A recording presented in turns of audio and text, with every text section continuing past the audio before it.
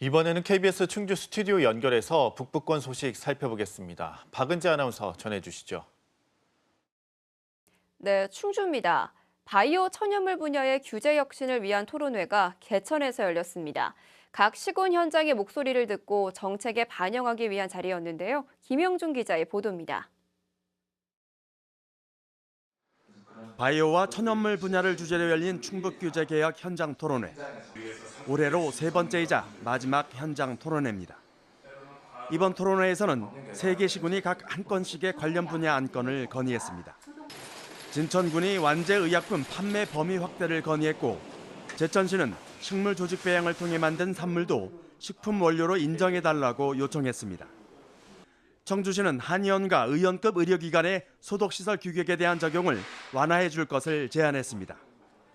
일회용 멸균 제품을 주로 사용하는 한의원의 경우 고가의 고압 증기 멸균기 등을 설치하고도 사용되지 않는 경우가 많아 낭비라는 겁니다.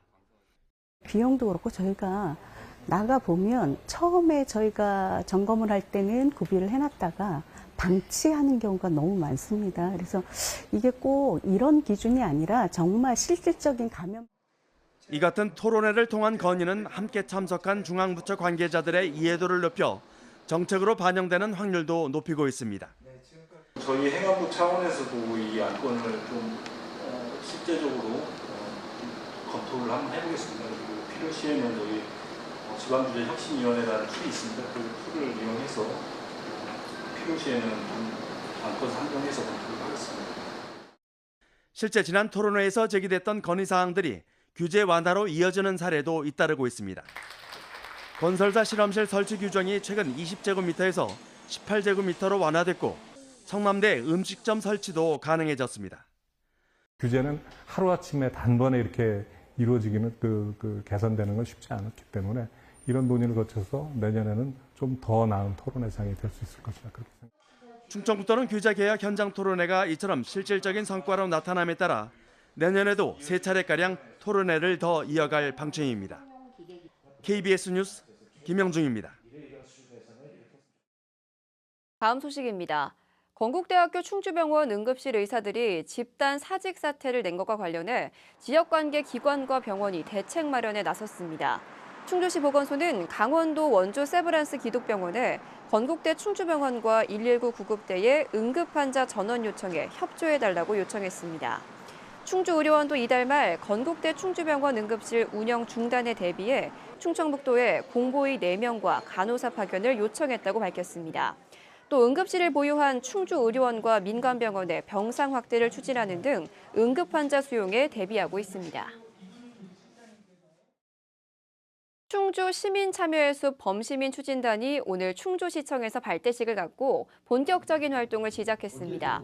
추진단 소속 250여 명은 다음 달 30일까지 시민참여예술 조성 사업에 더 많은 시민이 참여하도록 홍보하고 다양한 의견을 제시하기로 했습니다. 발대식에서는 충주 시민참여예술 조성에 참여하는 방법과 앞으로의 사업 계획 등이 안내됐습니다. 6.25 전쟁 전사자 유해 발굴 개토식이 오늘 단양에서 진행됐습니다. 육군과 국방부 유해 발굴 감시단은 다음 달 2일부터 27일까지 단양읍 고소리 431 고지와 양방산 일대에서 전사자의 유해를 발굴합니다. 현장은 1950년 7월 6일부터 일주일 동안 국군과 북한군의 격전으로 국군 158명이 전사하고 308명이 실종된 곳입니다. 군은 지난해 6월 일대에서 탄약과 장구류 등 국군 유품 177점을 수습하기도 했습니다. 제천시와 주식회사 카카오가 어제 제천시청에서 시내버스 위치 정보 제공을 위한 업무 협약을 했습니다. 이번 협약으로 스마트폰 지도 앱인 카카오맵에서 제천 지역 시내버스의 위치와 도착 정보를 실시간으로 확인할 수 있게 됐습니다. 제천시는 버스 위치 정보 시스템을 구축해 오는 11월부터 시민들에게 관련 서비스를 제공할 예정입니다. 지금까지 충주에서 전해드렸습니다.